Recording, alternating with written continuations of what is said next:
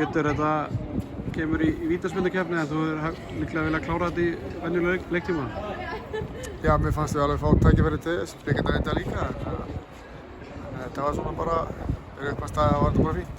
Viltu vera ánægður með frammistöðuna?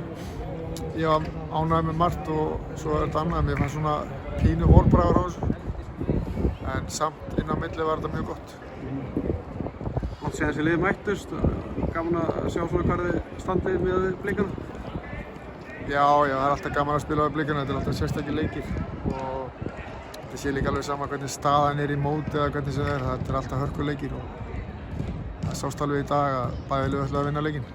Þú notar bara eina skiptingu í dag og er eitthvað ástæði fyrir því? Ég er bara svo sérstakur maður. Ekki meiðsli eða leikmenn á bekk voru klárir en...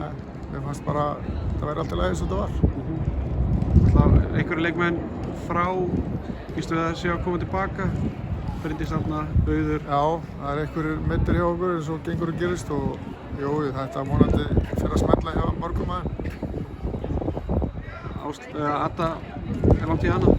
Við eiginlega vitum það ekki. Hún er ekki búin að fara til læknis sem hún þarf að fara til og þannig að við vitum ekki nákvæmlega stöðuna á henni. Staðan á liðinu fyrir tímabilið góð?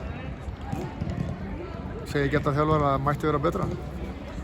Ætlar að styrkja liðið eitthvað meira eða ertu ánægður með hópinn?